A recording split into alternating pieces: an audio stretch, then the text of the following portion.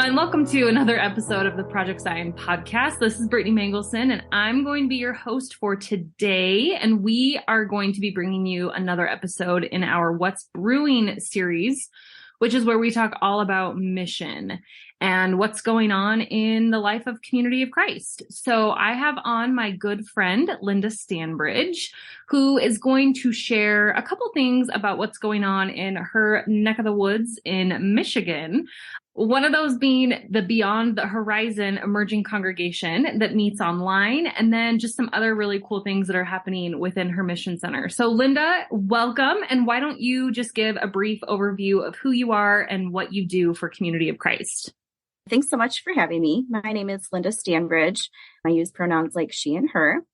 And I serve as the Michigan Mission Center Invitation Support Minister. So I work on some communication stuff. I work with congregations and especially new expressions. I help out with training and continuing ed and all kinds of exciting stuff across Michigan. We're lucky to have a really big mission center. So I have an opportunity to meet with a lot of different pastors and teams and ministers. I specifically participate with the Beyond the Horizon congregation, which started as one of our new expressions and is our fully online congregation, which is pretty exciting for us. Thank you for that. I am really excited to dive in a little deeper to some of the topics that you just shared in your intro. Starting with, let's talk about the Beyond the Horizon congregation or emerging congregation. And before we get into what it is today, because I do think it's really unique, let's talk about the history and the background a little bit, because I think that there are some really important lessons that we can pull from the transition to where you were to where you are today. So why don't you tell us a little bit about how Beyond the Horizon started? Yeah, absolutely. Beyond the Horizon started in 2018. And I was really longing for something that was different. I was just really having a hard time getting my spiritual needs met where I was at. And so I invited a few friends to try something different with me. And so it started sort of as a dinner church. We would just meet once a month for dinner and discussion. A few times we would watch an educational video, or we might read an article together and have some kind of discussion over dinner. And that was really fun because it was so easy for the kids to just run into the playroom. And I really enjoyed seeing everybody's kids and pets playing together. Sometimes we would meet at the park. One time we got pizza and went to the splash pad in town, which was a blast. We really enjoyed it. But we really had a desire to be more active in our community. And it was hard to figure out what that might look like for a small group that was really just a dinner church, kind of an experiment. It started out as a new expression. So we wanted to see what were some of the needs that were happening in our area. And there was a men's homeless shelter that had opened close to the time that we did, maybe a half an hour from where we were usually meeting. So I got in touch with them, which ended up being kind of an interesting experience because the church that sponsors the homeless shelter is very evangelical. And I think Community of Christ made them a little bit nervous because they weren't familiar with who we were. We had actually some pretty interesting discussions about some of the differences in our beliefs. And they really had a need for people to come and provide an evening devotion. People would come every day from different churches. So it was a really cool opportunity to interact with people and really get to know some of the guys that were living there. We volunteered there typically twice a month. We did that for long enough that I really got kind of attached to some of the people that were there. It was really kind of a special time for us. We'd go and share a meal and we would do spiritual practices with them. And they always liked when our group was there because we did something kind of weird and different and often hands-on. So it was a special time for us. And we did that for quite a while until the pandemic started. And unfortunately, because there's a difference in our worldview and our politics, we didn't really feel like that was a safe place for us as far as our health and the vulnerability of the people that were in our group. And we did stop volunteering there during that time. And we thought, we don't know what this is going to look like. Let's just take some time off, a few weeks. Like I think all of us thought that's what it was going to be, just a couple of weeks off. But it became pretty clear that that was going to be more long-term. And I personally was getting really lonely for some spiritual contact and just to connect with people that I already had kind of a trusting relationship with. We thought, well, let's just meet online one time and we're just going to do a spiritual practice together because all of us are anxious and scared. And this is a time when we can really support each other. And it was so good to be online that we decided, well, let's maybe do it again in a couple of weeks. So we did that every other week thing for a while. And over the last couple of years, which it's hard to believe we're turning the corner on 3 years since the pandemic really started here, at least. Since then, we've been meeting online. So now we've kind of moved to where we actually meet every week online. We meet on Tuesday nights, which is great for people who have kind of a different work schedule, or especially if you have kids in sports, because they're constantly scheduling Sunday morning stuff. So that works out really great for our schedule. And so it's actually now we meet for an hour and a half every week. So it's kind of grown and changed as far as how often we were meeting and what we've been doing. But it's all really felt very organic. And we've had the opportunity to really have a discussion about whether our schedule is meeting what's going on in our lives and what's going on in the world. It's been an adventure, but it's been really, really cool to have it unfold together as a group. So just to clarify, you pivoted online pretty much only before the pandemic. Is that correct? It would have been right after the pandemic started. Okay. It was really because we couldn't do our volunteering in the shelter because we didn't necessarily feel safe there. They weren't following any COVID protocols. We felt pretty nervous about that. And that was really what pushed us to go online, because we were so nervous about being together. I think it's so important that you had an established relationship with the people and that you were in the community doing things, and you were volunteering with an organization that may not have aligned exactly with your values, but that probably gave your little core group some shared sense of camaraderie of entering into this space and being the hands and feet of Jesus in a way that was authentic to who you were. And then when the pandemic hit, and then when there was that continued tension or growing tension, because we all know how quickly the pandemic was politicized, it's just really cool that you were then able to pivot and meet the needs of your folks, and that you already had that established relationship, and that it was a smooth transition online. Not every group was able to do that. Like every group in the church was able to have a successful pivot like that. But I'm really glad to see that you all did. So I'm assuming that staying connected during the pandemic was really important. So how did that grow into what it is today? When we first started meeting, we would just meet for a spiritual practice. And so that would be maybe 15 minutes, 10 minutes. It was just sort of a quick check-in. Hey, how are you holding up? Doing okay, nervous. And then everybody say goodbye. I think one of the things that was exciting was that we had people who would join us that weren't active in the church in another way, but were, again, really needing a place to charge their batteries. And so it was like, hey, at this time, I think we were doing Sunday afternoons maybe at that time. Hey, we're jumping on Zoom for just like a spiritual practice. And so it was really easy for people to invite someone along. And it was just so non-threatening, because on Zoom, if you're nervous, you can just keep your camera off and you can keep yourself muted. And there were people who did join that way initially. And then over time, relationships get built and people were ready to be more vulnerable. But I think pretty quickly, we were all surprised at how cup-filling it was to be together in that way. And I was very familiar with Zoom. I had done meetings on Zoom. A lot of us Community of Christ folks were using Zoom for meetings for a long time. But this was the first time that I really felt a strong sense of community. And so we thought we wanted to meet more often, but I didn't want to try to make myself do all the planning. Not that it's hard to find a spiritual practice every week, but I didn't want that to only be my responsibility. I really wanted everybody to kind of participate. So then we were just casually taking turns. Who would plan this? Who would plan that? And over time, realizing, maybe we should spend some more time catching up. Maybe we should spend some more time getting to know each other. I wonder, what if we did this? Or I saw this article that I'm curious what you guys think about. And so there was really a desire to grow our time together. I think where we've landed, and we've been doing this for maybe a year and a half, is a really good spot for us. But initially, we actually took surveys to figure out what day, and we've done that a couple of times because we have had a few different meeting schedules and times, to figure out how much time people wanted to commit to being together, on what day of the week would work best for people's school schedules and work schedules. And we have a lot of parents. So now we meet Tuesday evenings, and we meet from 7 to 8:30. So we meet for an hour and a half every week. And that seems to be working really well for us, but it's been important for us to continually check in and make sure that's really still working for us. As our group has changed, and it continues to change, to kind of keep checking in and make sure that we're doing what is serving us and not just going through the motions.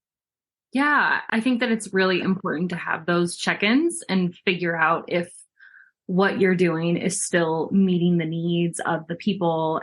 So are these folks who meet with you on Tuesday nights, are they also engaged in brick and mortar congregational life somewhere else? Is it a mix? What does that look like? Yeah, that's such an interesting question for this group. There are two people who also worship in a traditional Sunday morning congregation. Both were raised Community of Christ. I would say most other people don't participate in another Community of Christ congregation. About half of our congregation was raised in the church or baptized as a kiddo. The other half have come from a mixture of other faiths and denominations. We have a person who was raised in the Jewish faith. We have a couple of folks who were raised evangelical, including myself, which has been very validating to have other people from a similar perspective, but also to be challenged by other people's perspectives and experiences. We do have one person who participates and comes from an LDS background. So it provides an opportunity for really rich discussion. And it's been exciting to see people inviting others and feeling comfortable bringing someone into a vulnerable space. And this is by far the most fulfilling congregational experience that I've had in my time with Community of Christ. That is really, really cool. And I'm just impressed that you all have been able to truly meet the needs of the people and that it's been a collaborative thing, that it's not necessarily like one person deciding that this is the direction we're going and then leading, but it's been a very collaborative side by side, shoulder to shoulder kind of a thing. I am curious because there seems to be two prongs of ministry, if you will. There's filling your own cup and doing things like spiritual practices and educational pieces for the people, that spiritual nourishment that happens, quote unquote, in the doors of the building or in the Zoom or whatever it may be. And then there's like that outreach, right? Like that missional outreach. And so I'm wondering if you've been able to explore any sort of outreach things, whether that be fundraising or getting people in touch with local places. Because when it was before the pandemic, again, you were out doing things in the community, but what does that look like since you've shifted to online? It's been tough for sure. And I think that we still kind of ache for the more in-person type of ministry that we were providing. But even though we're organized as a congregation in Michigan and we meet totally online, we have people from other states. I mean, Michigan's a huge state, but a few of our people are at least 4 hours from me. So it's been hard to figure out what a more local ministry might look like for us. What we have done the last several years is we participate with Bread for the World. Every year they do what they call an offering of letters, and that typically happens right around or just before Lent. So we've done our letters recently. And generally it has something to do with ending hunger. If you're not familiar with the work that Bread for the World does, it's interesting. This year, their target was around renewing the Farm Bill. So that needs to be renewed every 5 years. And that helps address food insecurity as well as getting food from the farms to the tables. And so for that, we decided to educate ourselves about the Farm Bill. We have a discussion time typically every week. So we watched a video together about what the Farm Bill is and why it matters. We read a couple of articles and looked at the work that Bread for the World was doing to try and address hunger. And then we spent some time together online writing letters to our legislators to encourage them to renew the Farm Bill. So that's been really a nice thing that we've done every year to continue to grow our understanding about hunger and poverty, which I think is really central to Community of Christ. And it's also something that you can share with folks who aren't necessarily going to join us every Tuesday, but might really care about poverty and about hunger. But I think it's something that we want to continue to wrestle with. And I think maybe that's for the best. I don't know that we should come to a really comfortable spot about where we're at in ministry, but it's been interesting figuring out how we stay connected to doing mission as an online group. I love that because so many times I think that online ministries kind of get a bad rap. I mean, I know that Community of Christ is really open to that, and we were completely primed to jump online at the beginning of the pandemic, but I still hear rumblings of online church isn't real church, or we can't actually live in the community if we're just huddled by our computers all day long. And I still think that there's a lot of misconceptions that float around about online ministries. And so to know that you all have taken an active role in educating yourself on issues and have figured out ways to live outside of the computer walls, if you will. And to say that the conversation isn't over, you haven't arrived at some place. You're still figuring out how to better utilize the spiritual nourishment and education and fulfillment that you're getting with each other, but also being challenged by what's going on in the world. And how do we as disciples respond to that? It sounds like you've struck a really good balance that I don't know if every online ministry has been able to do. I mean, especially during the pandemic when COVID is still around, to be clear, but like so many people just turned inward, right? And it just seems like you all took a very intentional path forward to reach out to other people and to educate yourself about what's going on in the world and also maintaining community and those relationships. I'm really, really impressed. I'll take it. I appreciate the encouragement. Well, and I mean, to be clear, there's no roadmap for this, right? There was no book on like how to maintain community during a global pandemic in the 21st century. That doesn't exist.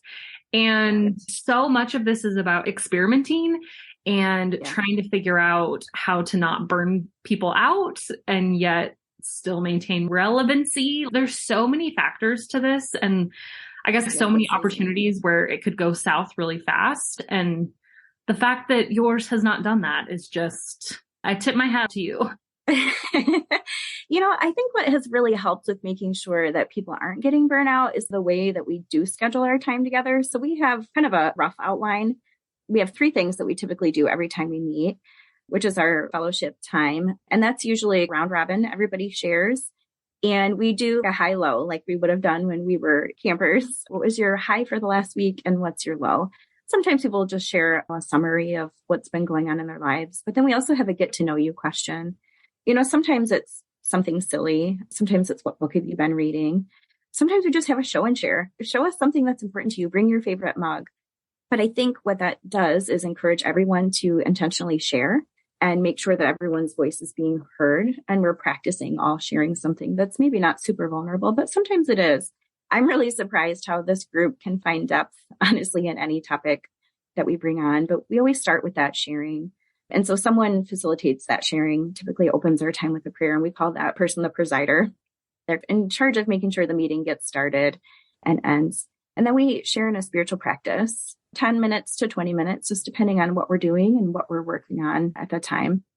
And then we have a discussion. It's usually maybe 40 minutes, which is exciting. Some people don't stay for the discussion. So we usually have kind of a pause between the spiritual practice.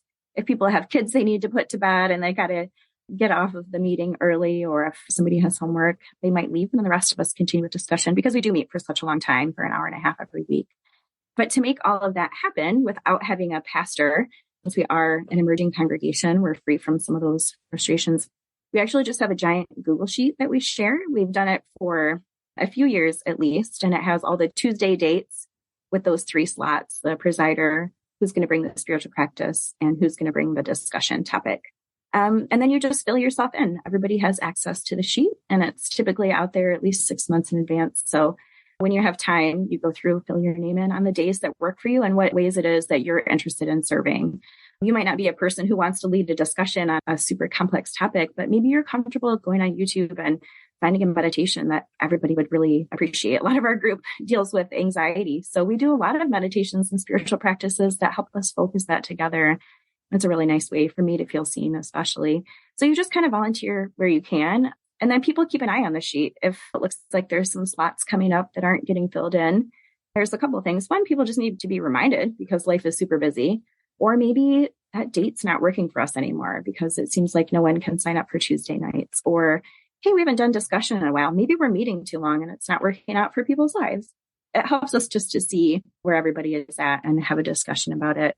Usually my sister-in-law, Kim, we have a Facebook group chat that we share that helps us stay in touch. She'll usually put a note in there that says, hey, everybody, the schedule is looking the wrong kind of holy, like HOLEY, instead of HOLY, which means it's time to get in there and sign up for some more jobs.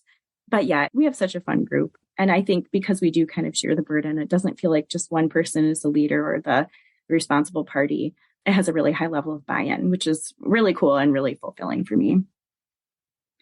So it's so interesting to hear you talk about that, because I have kind of been the team lead of a little group of Latter-day Seekers called Forward with Community. And that started years and years and years ago. I think back in 2017, maybe is when we started. But we have always done formal worship services where there's been a sermon and we've had a guest minister come in, and this is all online, and we've done the prayer for peace, and we've done the offering, and we've done all these elements that takes a lot of planning, that one person is the shepherd or the presider. And it has been a lot of work, and we have burned through some folks, right? Just because it's kind of this grind of putting on a worship service all the time. And so the team now has kind of circled back and tried to figure out, okay, how can we simplify things? How can we have this be more of a shared experience? And so we're starting to explore some of the things that I'm hearing you talk about, which again, I just am impressed because it's taken us literally years to get to this place to say, okay, maybe we don't have to do a full worship service like you would expect to see in a congregation. Maybe these smaller groups can be simplified and we don't have to jump through all the traditional hoops, and it can be something that is fulfilling, that buy-in is there. I'm just now learning lessons that it sounds like you picked up a long time ago. So I'm just continually impressed. Oh, you are so funny. I think it's been really nice to feel like this is kind of a shared project and that we're working on something together. Not to say we agree on every single thing, but it's been really cool because anybody can bring a discussion topic. We're all responsible for what it is that we're working on. We had someone who brought 2 awesome articles we read about fat phobia in the church. And coming from an evangelical tradition, it helped me unpack some stuff I didn't even realize I was still carrying around, just messages that I received. Right now, we're working on the Harmony Welcoming and Affirming program. We're almost done with that. We've been doing that every other week online as our discussion topic. So anybody can bring something forward that they want to work through together. Recently, we did several weeks on a really great resource I found online about being better allies to the Indigenous community. So it's really helped us just to have the opportunity to work through things that are relevant to the world and what's going on. But it's often something as simple as like, we don't have time or honestly the capacity to do the whole full traditional thing with the ham sandwich. And it's just too much. So it's been nice to work on what's relevant to us, what's going on in our lives. And it's minimal preparation. You just have one thing to prepare for, maybe every other week or every third week. And it's usually a few days beforehand. Throw an article in the chat that caught your attention. Everybody reads it before we get together, and then we have time to work on it. We've used the Witness the Word videos. We've used some of the ministry stories from the church's website, but we also cover a lot of other broad topics. So it kind of gives everybody a chance to have some control over the direction of the congregation and what it is that we're working on together.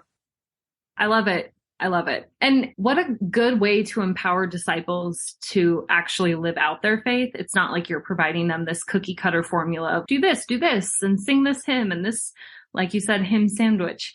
Suddenly the outcome is supposed to be X, Y, and Z, but it's an experiment. It's living into what it means to be a disciple. And it sounds like getting a wide variety of educational pieces that might be surprising. It's not like you're following some pre-made manual structure, whatever, again, this formula that will produce a certain kind of disciple. But it's like, what is speaking to us today? And let's seek other voices and resources to pull in to help make us better. That's the whole point of worship, right? Yeah. And I mean, we use a ton of Community of Christ resources. We definitely do, but they're not all Community of Christ resources because we do have people who come from so many different backgrounds and who have different interests. It totally just depends what's going on in the world. And I think it's really cool to see how the resources and the foundation that we have as Community of Christ can be kind of relevant to what's going on around us, how that affects the way that we behave outside of our hour and a half every week. You're collectively in charge of what that looks like, right? It's not like you've just gone to a website to figure out what this looks like or read a book of how to do the thing in a quote unquote post-pandemic world. It's flexible. You're letting the Spirit breathe, all of these things that we want to empower our disciples to do. It sounds like you're doing it with success. That's exciting. Yeah, we have a pretty amazing group of people. I feel very lucky. Anything else that you want to say about Beyond the Horizon before we open it up and jump into other things that are happening in the Mission Center? I work as the invitation support minister. And so it's questions that come up from time to time. And I'm not saying I have the answers, but I think it's good to hear about what's happening around the church related to sacraments and new expressions and emerging congregations. It's been pretty fun for us. Over the years, we've had folks who have come from a variety of traditions, but in the last couple of years, we've had a few baptisms, which has been really exciting, and a confirmation of a few people. So in addition to what we were doing week to week for our discussion, we had a Sunday evening pre-baptismal class where we used the Water and Spirit book, as well as some other resources that were helpful. And it's been cool to see how the journey has been different for different people. One person who came from another faith tradition decided to just be, don't worry, we did the form, the shared understanding of baptism. And we were able to talk about what baptism meant in her life. And it was really cool because we were trying to figure out, she's like, I think I was 8. I don't know. I was probably exactly 8, and had the opportunity to actually dig through and found her baptismal certificate from when she was a kid, which was really cool to talk about her experience and where she met God in her previous faith tradition. So we got together and had a camping weekend where we were in person. It was actually really neat because many of us were just meeting each other for the first time. One of the gals who was joining us for a while, the first time I was able to meet her in person was actually on her wedding day. So the first time I ever saw her in person was her walking her beautiful self down the aisle, which was really cool. But we were able to share during that time in confirmation of one of our new friends. And then this past fall, another congregation near here, the Croswell congregation, was kind enough to let us use their baptismal font. And they even put in the heater, which, let me tell you, is a real gift. So the baptismal font was pretty warm. And we had 2 baptisms and confirmations, which was really cool. After our first confirmation, we shared together in sort of a first communion on the beach. And it was during COVID. So we had those little, I was calling them communion Lunchables, where it's like the wafer on one side and the juice on the other. It's like a double coffee creamer packet. But Yes. It's been interesting to see how God is still made tangible through sacraments in this kind of new way of being together. Absolutely. And again, I just think that there's so much unknown with online ministries, and can it really be effective and all the things. But this is such a great story of coming together, listening to where God is calling us to go, choosing to remain in community with one another, and using the resources that both Community of Christ has given us, and also use those principles to find other voices of justice and inclusion to make us better. And then to, enjoy each other's presence in sacramental experiences. And I mean, I know it's not without problems, but it just feels really good to hear about something that's going great in the church right now. So I adore our group so much. It's just a zero drama place where people really do bring their best and worst selves. We've seen some folks in our group through some really tough things. People in our group have been through things that I can really only imagine going through, but it has been incredible to watch how they support each other and how much they love each other. We share a Facebook Messenger group, which normally I'm not a fan of group chats, but this one's very tame. But somebody can just pop in kind of midweek and say, hey, my grandma's not doing good this week. And then you're surrounded by love and people texting you and checking in on you. It's just been so neat to see how this really can be possible, especially because I think we really are open to the idea that the form that we're in right now might not necessarily be our final form, that we have to kind of keep being open-minded. But they're all amazing. They're amazing people. I love it. They've got a fan here in Utah who's probably going to start implementing some of what I have learned in this interview with my own little groups and communities. Thanks for the ideas, friends. This has been good. What else is going on in the Mission Center? What else can you tell us about that's happening? What's brewing in Michigan? We've got a lot of good stuff brewing. Right now, we have 3 congregations that are working their way through Harmony's Welcoming and Affirming program, which is really cool. Michigan is a really big mission center. We have something like 72, 73 congregations, so it's quite a large mission center. But right now, we only have 3 congregations that have gone through the Welcoming and Affirming programs. So it's one of our goals to work on that, because I think we have a lot of really great communities who would do awesome in this program. So we're working on 3 more folks, which would double the number of congregations we have in Michigan, which I think is definitely something to be celebrated. I think all three of those groups will finish the program before summer. And then I'm hoping to start a few more, something that we really feel passionate about, diversity and inclusion in Michigan. We have a great diversity and inclusion team that's led by Erica and I that produces a lot of really great resources for congregations, does some pretty important work here. And we're also ramping up for our summer camping season, which is a big deal here, as it is in most places in the church. We have 3 campgrounds that we operate in Michigan, and each of them has 3 youth camps. So junior camp, junior high, and senior high. So we have 9 youth camps and 3 family camps. So camping season around here is definitely busy. We have some amazing directors and staff that make all of that happen. So thanks to all of you, the many, many people that make these 12 camps total happen in Michigan. And we actually run all of that on a generosity model. So this is kind of the brainchild of our MCP, Dan Nowicki, who is a really great thinker when it comes to being fair about how we can participate in our community without making money the issue. So our camping program is supported through congregations and individuals and some mission center funding. And then in addition to that, families pay what they can afford.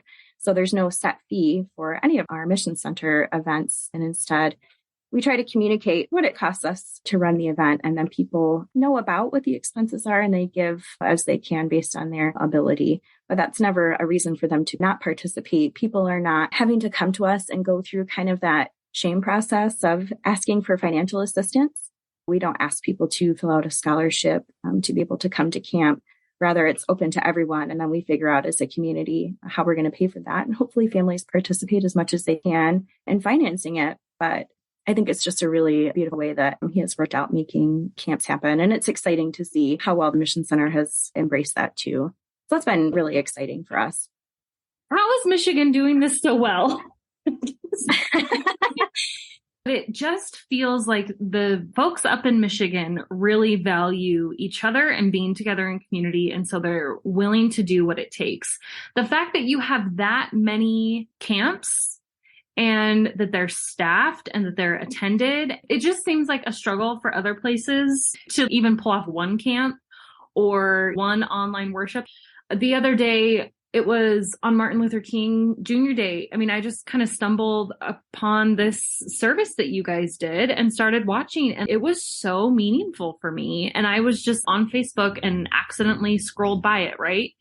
But it takes thought and intentionality for that to happen and for the camps to happen and for all of these activities to happen. And I appreciated it because even being here in Utah, I've been on the receiving end of that ministry. And so however you guys are doing it, if other places can model it, myself and my area included, what a great church that would be, right? Just like an all hands on deck mentality. And we're going to provide a place for people to feel loved by God, loved by community. Yeah, it just seems like you guys are doing it well. We have absolutely the best people because it takes so many volunteers, like you said, to make all of it happen. So we do have a small mission center staff. There's our mission center president and CFO, myself, and then we have a camping program coordinator, which is great because we do have 12 camps and we run some youth camps and family retreats in the winter and off season. So that's Winnie Johnston, and she does an amazing job.